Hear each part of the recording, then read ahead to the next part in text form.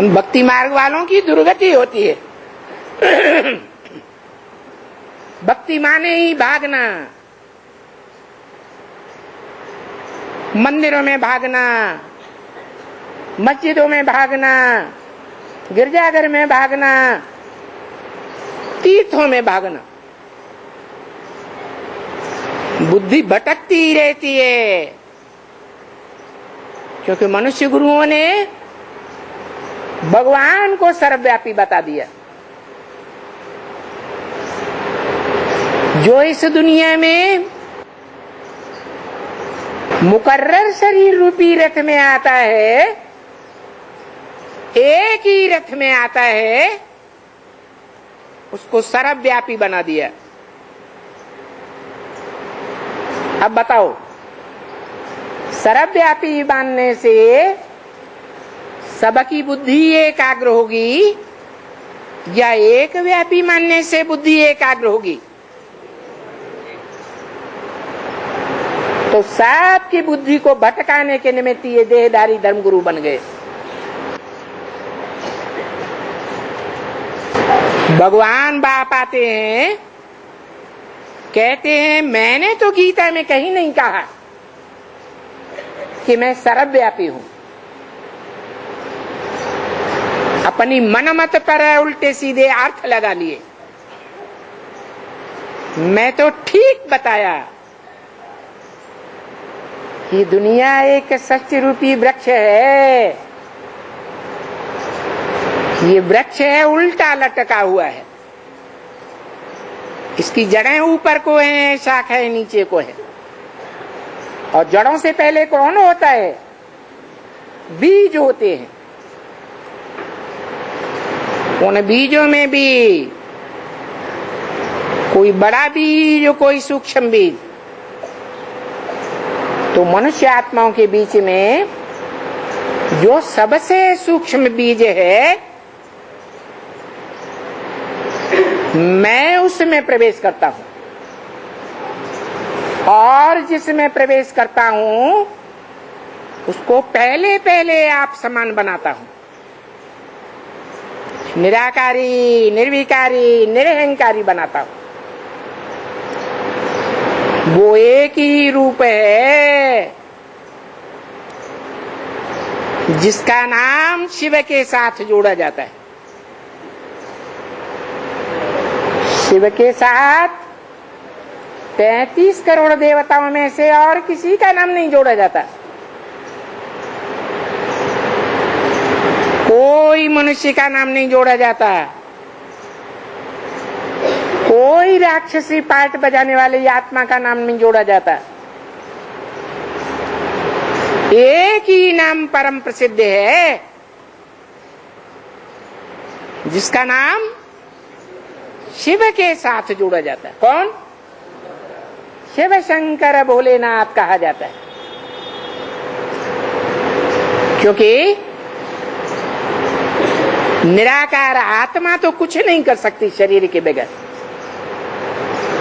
ऐसे ही परमपिता परमात्मा शिव भी निराकार है। वो जब तक शरीर धारण न करे कोई कार्य नहीं हो सकता। परंतु वो तो अजन्मा गाया हुआ है। मनुष्यों की तरह गर्भ से जन्म लेता ही नहीं, क्योंकि उसका तो कोई कर्म बंधन बनता ही नहीं। वो तो करता है, न अच्छा कर्म करता है न बुरा कर्म करता है। इस सृष्टि पर आता है, वो एक ही मुकर्रर आत्मा है। एडम या आदिदेव जो शास्त्रों में गाया हुआ है, तुम आदिदेव है, पुरुष है, पुराण है, तुमस्य जगतस्य परम निधानम। आदिदेव जिसका जन्म नहीं दिखाते हैं और जिसकी मृत्यु भी नहीं दिखाते हैं। ऐसा कौन सा देवता है जो वो देवताओं के बीच में महादेव गाया हुआ है? भगवान नहीं है,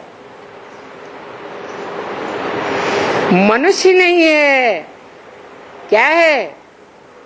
महादेव। उसमें प्रवेश करता हूं, जैसे भूत प्रेत आत्माएं प्रवेश कर जाती हैं, मैं भी प्रवेश करता हूं, परंतु मेरा दिव्य जन्म है। भूत प्रेत आत्माएं दिव्य जन्म नहीं लेती हैं।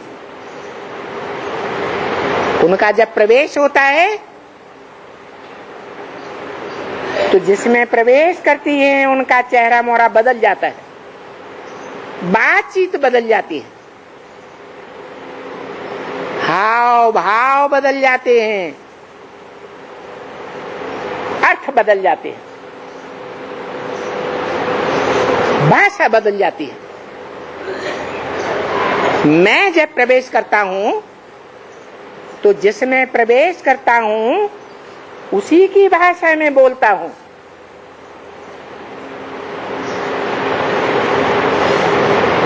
चेहरे मोहरे में कोई फर्क नहीं पड़ता। कब आता हूं,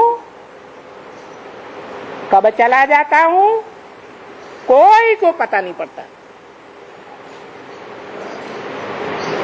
ब्रह्मा को भी पता नहीं पड़ता। पता कब पड़ता है? अगर पता ही नहीं पड़ता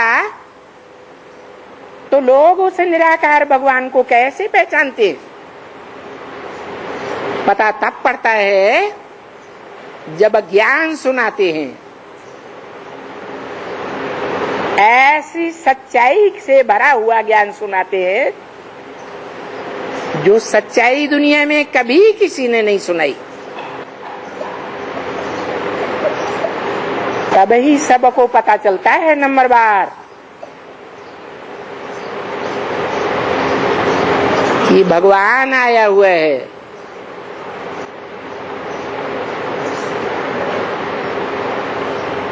तो जिस तन में भगवान प्रत्यक्ष होता है उसका नाम शंकर प्रत्यक्ष होता है। जिसमें तीन आत्माओं का समावेश होता है।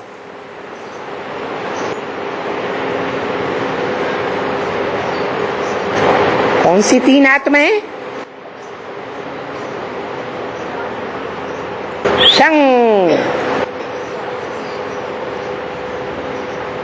संहार करने वाला,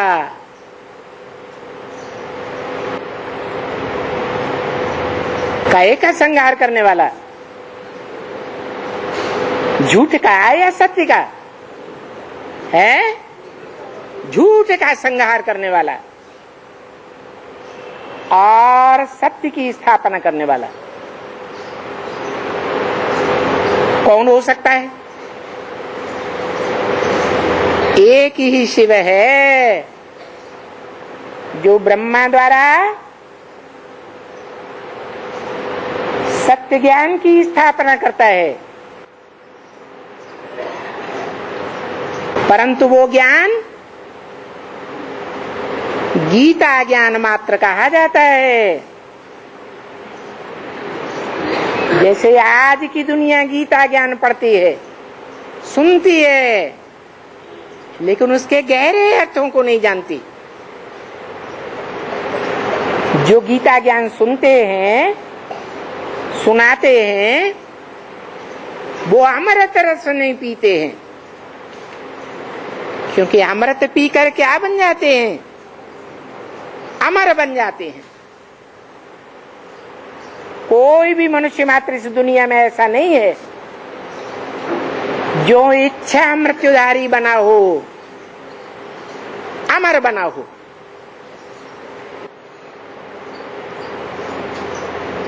तो महाशिवरात्रि पर जब भगवान बाप आते हैं, उनके मुख से 2 अक्षर भी सुनने वाला अमरनाथ बाबा का अमर बच्चा बन जाता है। अमर माने देवता। कैसा अमर? आज निश्चय बुद्धि बना कि मेरा बाप आ गया, सारी दुनिया का बाप आ गया,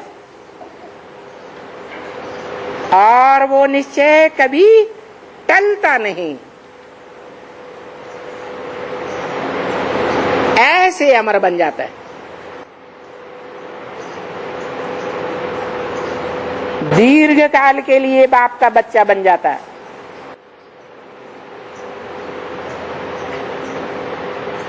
इक्कीस जन्म की प्राप्ति करने वाला बन जाता है।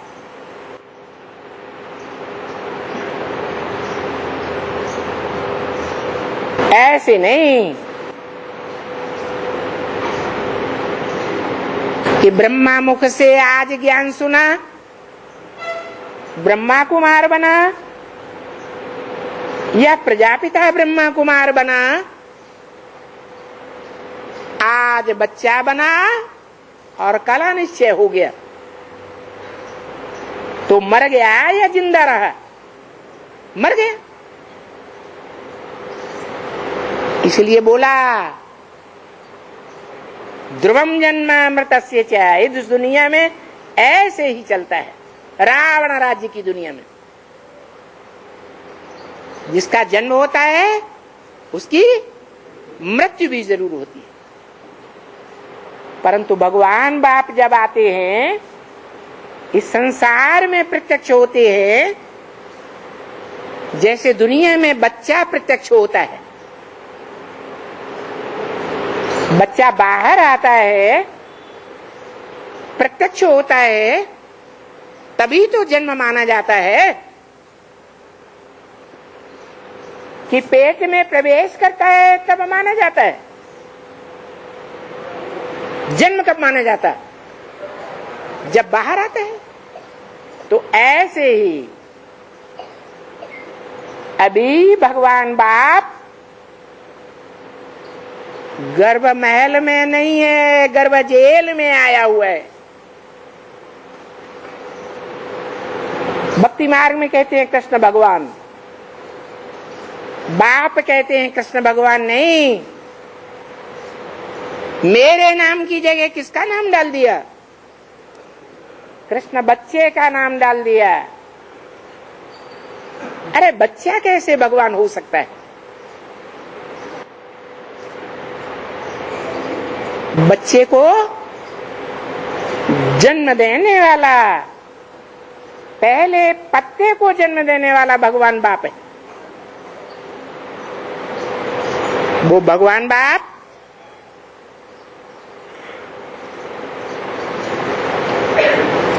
ऐसा है जिसकी दुनिया में आज भी सबसे जास्ती मूर्तियां मिलती हैं। दुनिया में जितनी भी खुदाइयां हुई हैं, उन सब खुदाइयों में वो निराकारी स्टेज को धारण करने वाली अव्यक्त मूर्ति, शिव की मूर्ति, जिसे शंकर की मूर्ति कहें, उस सबसे जास्ती तादाद में मिली। जैनियों में उनको तीर्थंकर का नाम दे दिया। तीर्थंकर माना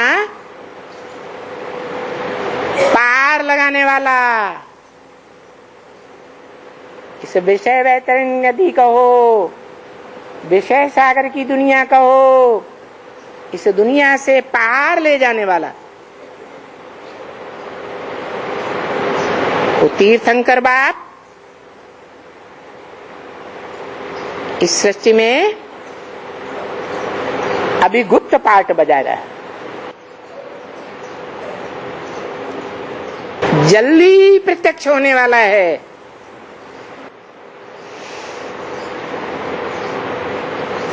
अभी वो जो भक्ति मार्ग वाले हैं ना, अगर भक्ति ही करते रहेंगे तो उनकी तो दुर्गति होती रहेगी। क्योंकि भगवान बाप आकर के राजयोग सिखा करके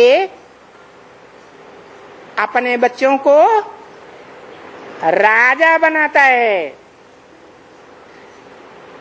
राजाई के संस्कार धारण कराता है। दुनिया में जितने भी धर्म पिता हैं या उनके फॉलोअर्स हुए, उन्होंने सभी को अपना फॉलोअर्स बनाया, अधीन बनाया, दास दासी बनाया। जैसे अंग्रेजों ने भारत में आकर के भारतवासियों को नौकरी करना सिखा दिया, नौकर बना दिया। भगवान बाप क्या करते हैं? भगवान बाप अधीन बनना नहीं सिखाते, स्वाधीन बनना सिखाते हैं, स्वस्थिति में धारण करना सिखाते हैं। बताते हैं स्वधर्मे निधनम से यह परधर्मो भयावह। स्व माने आत्मा, स्वधर्मे माना आत्मा के धर्म में टिकना, ये बहुत श्रेष्ठ है। पर माने प्रकृति, पांच तत्व, पांच तत्व के बने हुए शरीर को प्रकृति का श्रेष्ठ पुतला माना गया है। इस धर्म में रहना,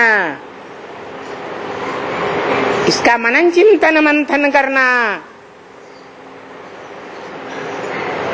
देह की याद करना, देह के संबंधों को याद करना, देह के पदार्थों को याद करना, देहधारी धर्म गुरुओं या धर्म पिताओं को याद करना। देह नाशवान है या विनाशी है? नाशवान है। तो नाशवान को याद करेंगे तो क्या बनेंगे? अविनाशी बनेंगे। है? जैसे को याद करेंगे वैसे ही बनेंगे। चोर को याद करेंगे, चोर बनेंगे। डकैतों को बुद्धि से याद करेंगे, उनका संग करेंगे तो डकैत बनेंगे। व्यभिचारियों के संग रहेंगे तो व्यभिचारी बनेंगे। तो भगवान आकर के बताते हैं कि ये जितने भी देहधारी धर्मगुरु या धर्म पिताएं हुए, उन्होंने देह के धर्म सिखाए।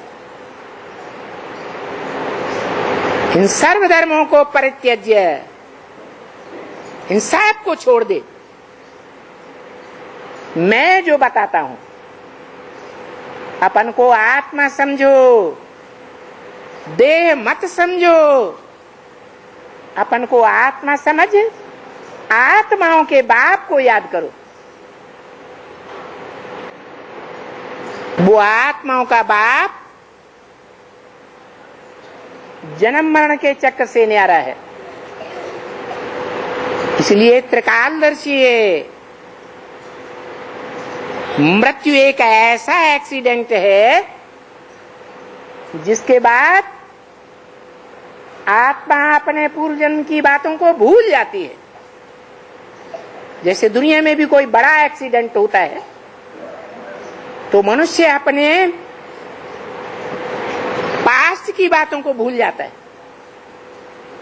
ऐसे ही जितनी भी मनुष्य आत्माएं जन्म मरण के चक्र में आने वाली हैं, वो अपने पूर्व जन्मों को नहीं जानती हैं।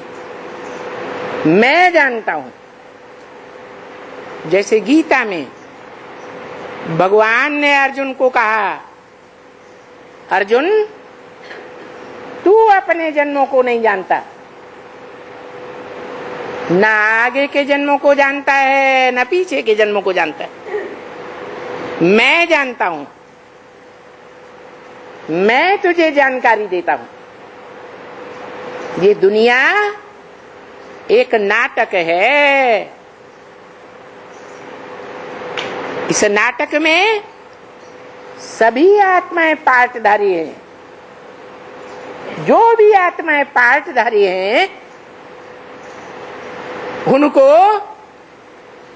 अपने अनेक जन्मों का पाठ याद है कि भूला हुआ है? भूला हुआ है। मैं जब आता हूं तो हर आत्मा को अपने अनेक जन्मों के पाठ की स्मृति दिलाता हूं। कौन आत्मा कितने जन्म धारण करेगी, कैसे कैसे इस दुनिया में पार्ट बजाएगी, वो सब मालूम हो जाता है। तब कहेंगे कि जो आत्मा रूपी पार्टधारी है वो समझदार है या बेसमझ है। जब अपने पार्ट को जाने तो समझदार है, और पार्ट को न जाने पार्टधारी तो बेवकूफ। तो इस दुनिया में बहुत से कवि हुए हैं जिन्होंने ये बात तो बताई कि दुनिया एक रंगमंच है।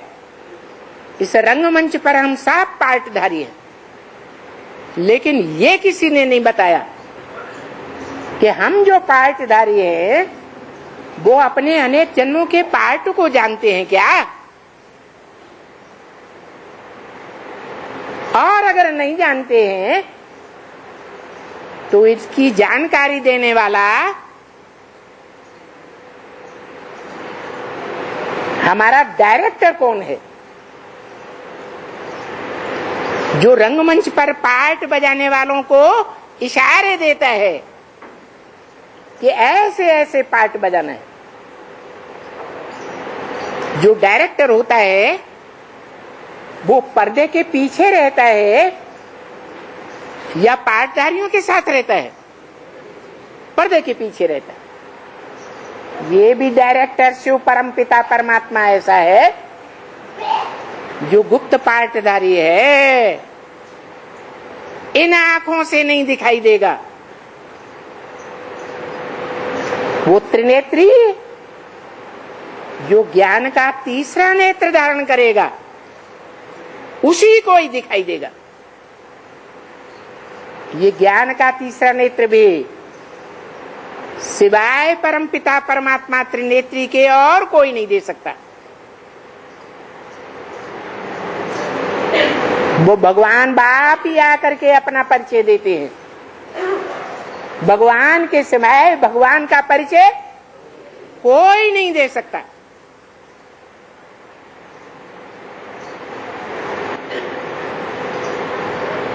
ऐसे नहीं है।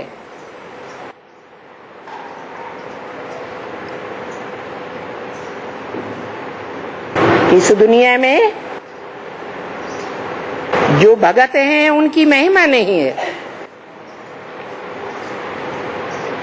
उनकी भी नंबरवार महिमा है। माया के चित्र भी ढेर के ढेर है।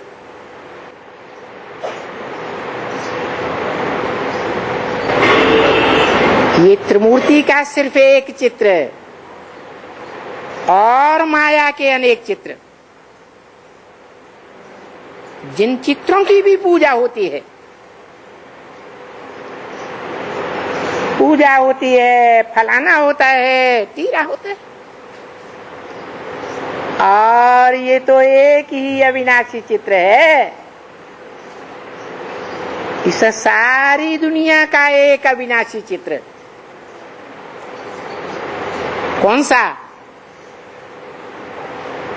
जिस चित्र का कभी विनाश नहीं होता है,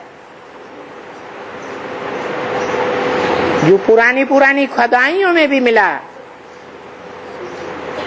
और ढेर के ढेर चित्र मिले। साकार रूप में भी मिलता है शंकर का चित्र, और निराकारी स्टेज धारण करने की भी यादगार शिवलिंग रूप में भी मिलता है। परंतु कोई जानते नहीं है कि ये लिंगाकार बड़ी मूर्ति, जो बड़ी लिंग मूर्ति है, ये साकार की यादगार है। लिंग उस साकार रथ की यादगार है जिसमें वो ज्योति बिंदु निराकारी शिव प्रवेश करता है। इस प्रवेशता को बताने के लिए गीता में एक शब्द आया है, प्रवेष्टुम। मैं प्रवेश करने योग्य हूं। तो वो निराकार और वो साकार, दोनों का मेल शिव बाबा कहा जाता है। और वो एक ही है जिसका इस दुनिया में कोई को पता नहीं, एकदम पता नहीं।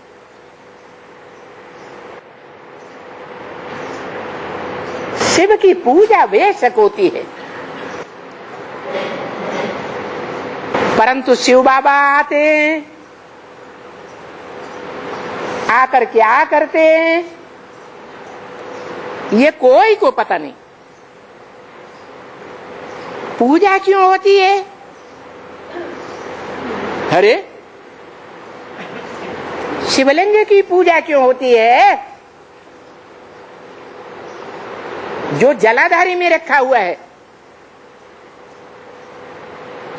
अरे ये काम तो सभी मनुष्य मात्र करते हैं, राक्षस भी करते हैं, फिर उसकी पूजा क्यों होती है? कर्म तो एक ही है। उन कर्मेंद्रियों के द्वारा जो कर्म करते हैं वो तो शिव का कर्म भी एक ही है, मनुष्यों का कर्म भी वही है, और राक्षसों का भी कर्म यही है, जिससे संसार की उत्पत्ति होती है। परंतु शिवलिंग की पूजा क्यों होती है? इसीलिए होती है कि वो जो लिंग साकार है वो निराकार की याद में ठहरता है। याद में रह करके कर्मेंद्रियों से जो कर्म किए जाते हैं वो पूजे जाते हैं। और ऐसी निरंतर याद एक की सिवाय और किसी मनुष्य मात्र की ठहरती नहीं। इसलिए उस एक का नाम शिवज्योति बिंदु के साथ जोड़ा जाता है और उसके लिंग की ही पूजा होती है। देवताओं के सभी इंद्रियों की पूजा होती है एक लिंग को छोड़ करके।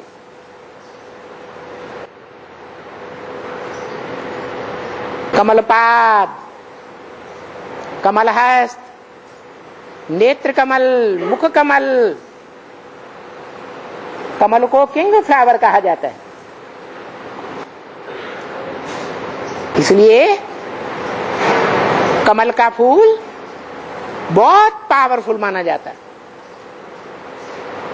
कमल के फूल को 1 महीने तक रख दो, ज्यों का त्यों बना रहेगा। इतना पावरफुल फूल है। तो बताया वो शिव बाप एक में ही आते हैं। और वो एक कौन है जिसमें आते हैं? भारत में ही आते हैं। भारत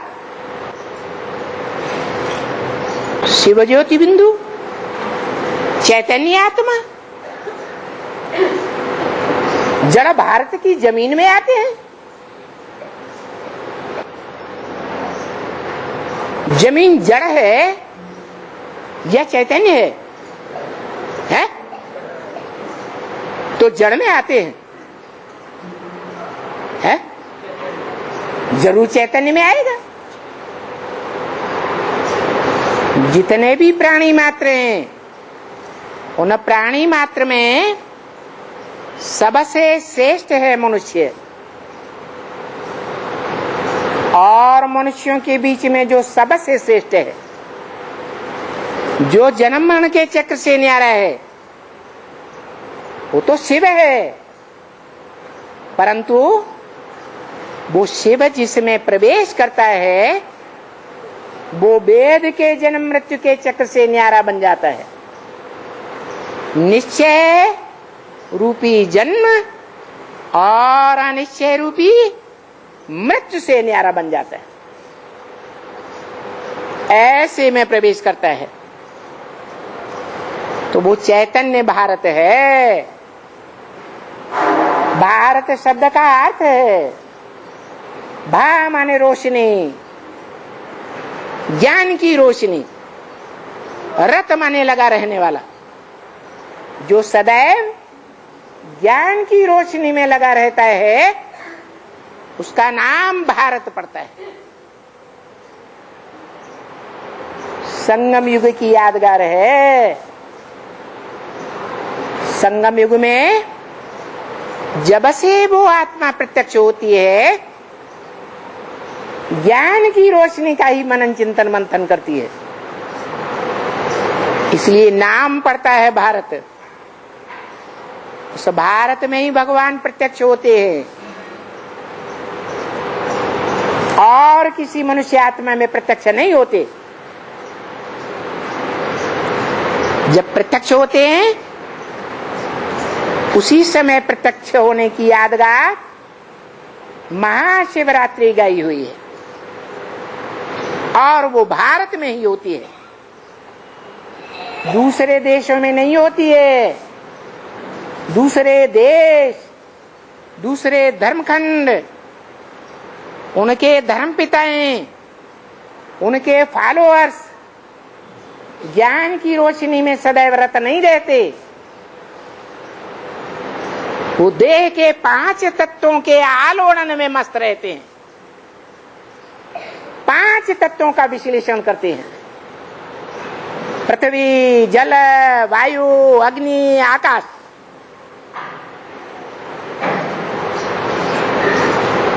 ये 5 जो एलिमेंट हैं, इनमें बुद्धि को लगाते हैं। और भारतवासी काहे में बुद्धि को लगाना पसंद करते हैं? ज्ञान की बातों। और ज्ञान एक भगवान से आता है, अज्ञान अनेक मनुष्य गुरुओं से आता है। इसलिए मनुष्यों को नर कहा जाता है। नर क्या करता है? नर नरक बनाता है। नर माने मनुष्य का माने करने वाला। नरक बनाने वाला कौन है? मनुष्य। और स्वर्ग बनाने वाला कौन है? जो सदैव स्व स्थिति में स्थित रहता है। कौन? एक शिव ही है, जो इस मृत्युलोक में भी आता है।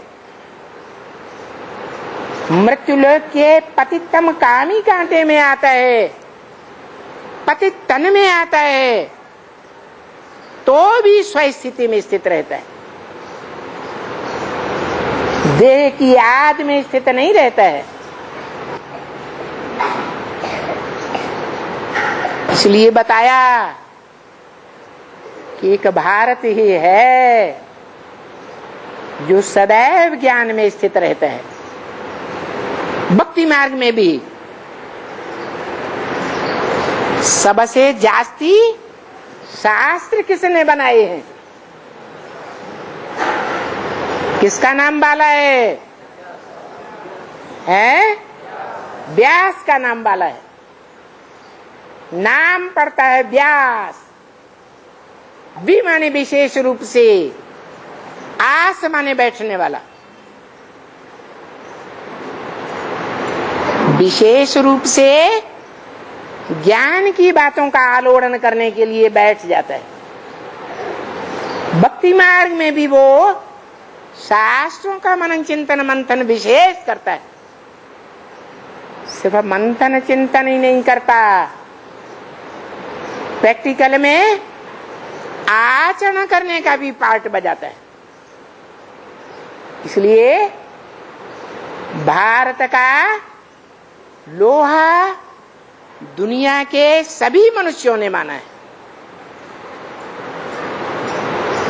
ओम शांति।